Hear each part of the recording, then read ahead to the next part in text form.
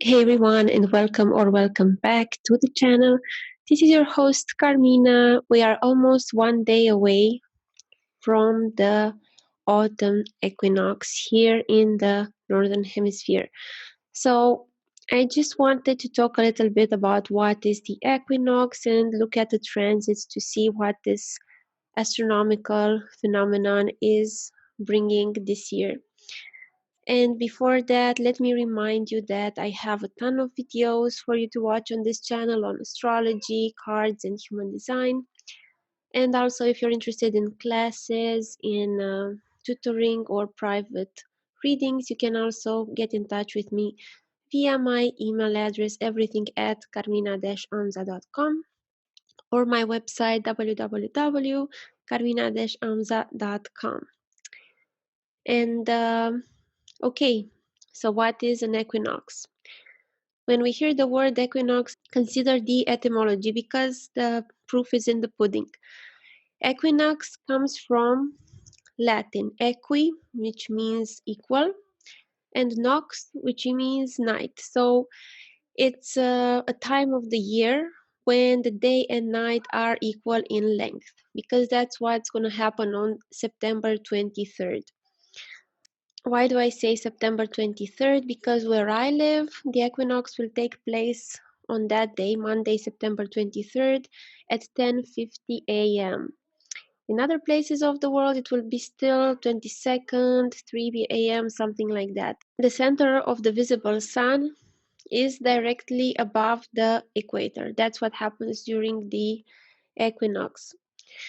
So this autumn equinox is always a time to enjoy the harvest, enjoy the fruits of the labor, enjoy the fruits of the summer. It's counting your blessings, right, during the equinox. It also coincides with the beginning of the sign of Libra, which is an air sign, which is focused on trade.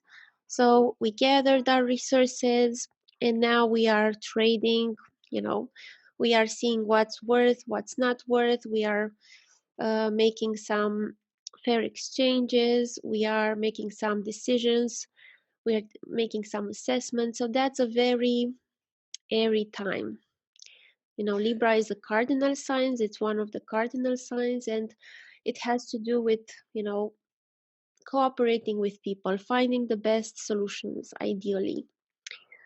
Of course, the shadow of the Libra is being indecisive and trying to be a people pleaser too much. That's why, for instance, the sun is debilitated in Libra because the sun, wants to focus us and motivate us towards our goal. But in Libra, it gets too attached to what society thinks of those respective goals. But anyway, okay, one more thing about the sign of Libra. The ancient text Brihat Parasharaura Shastra says that Libra is a man holding scales, a pair of scales. So it has this context of marketplace, of business, of negotiation, of weighing down things. So that's also very interesting. So yeah, I also looked at the card. So depending where you are in the world, this equinox will be either a two of clubs or an ace of clubs. For me, it will be an ace of clubs. And for those people who have the equinox after the sunrise, it's still a club. So it has to do again with intellect, right?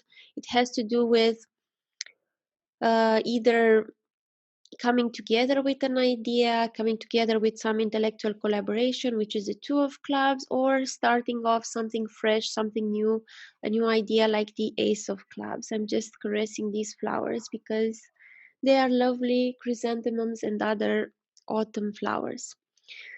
Some of them are even dry, which reminds me that Saturn, the planet of death, is exalted in the sign of Libra. Okay, so also if we look at the transits, what do we have in the sky for the 23rd of September?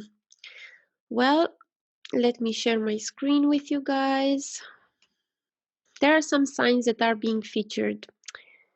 This is the exact time of the equinox taking place in my place of the world. It will be a Scorpio rising for me. We'll have this lovely trio, Saturn, South Node, and Pluto in Capricorn.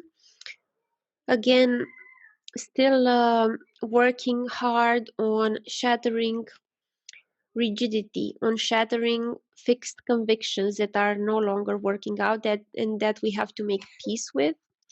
And then we have the moon and the north node in Cancer. That's a combination that can give a rise to a burst of emotions, like a burst, not like a gentle burst like a spring, but a burst like a volcano or like a geyser, or something that is hidden and is just coming out. So I guess this equinox with this combination here will also make you reassess what is valuable to keep emotionally in your life and what is valuable regarding your family and other Cancer things. Well, Cancer is especially tranquility, peace of mind, emotions, but it's also connection to family. It's also knowledge. It's also flowing of intuition. And then on the other hand, you have these opposites in Capricorn. And then what do we have? We have Mars in Virgo. Mars in Virgo can be lost a little bit in the details. And then we have the Sun and Venus and Mercury in Libra. The Sun in Libra, you see at 000 degrees. That's going to be a little bit, it's slowing down.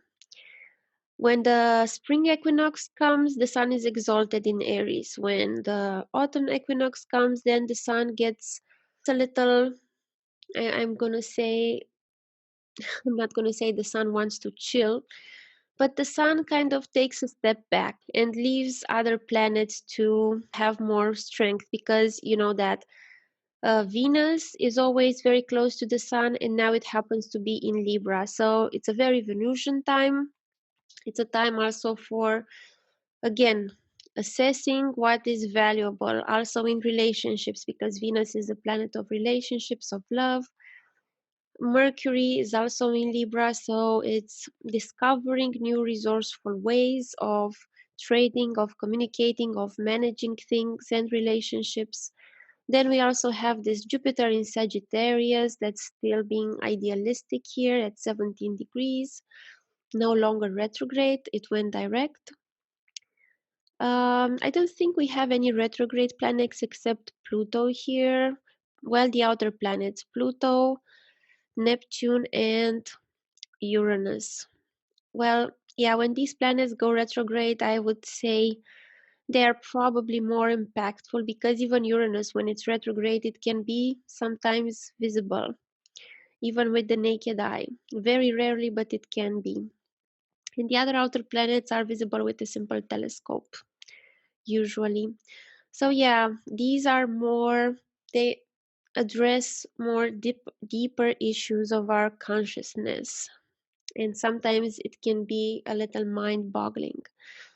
Yeah, so I'm curious how this trio will pan out. I see this emphasis here on the sign of Libra, which is normal at this time. We have the sign of Capricorn, the sign of Cancer, and Virgo, and Sagittarius. So it's a little fire, but mostly air and earth, and a little water here. So that's the proportion of the elements, and also taking into consideration that we have those clubs, that ace or two of clubs. It's a very idea focused, idea oriented time. So bringing forward more valuable ideas about how to harvest, how to extract the most valuable thing in the context. Okay, so that's about it for this equinox assessment, shall we say. Check out my website for more info. Give this video a thumbs up, even if you don't like it, because you might as well do if you watched it this far.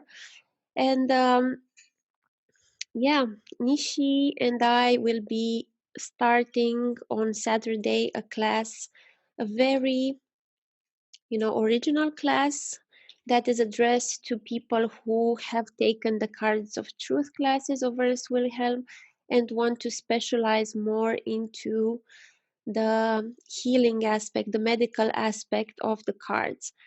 And I think this class is very important because if you don't have your health, then how can you enjoy any other aspect of your life? How can you enjoy finances? How can you enjoy relationships, etc.? So we're going to combine our knowledge and our expertise and our experience with clients that we had with these cards and share it with you so that you better understand yourself from also a health viewpoint and find strategies for improving on your health. So I'm looking forward to see you guys in this class as well. And yeah, I'll be back with more videos soon. Bye.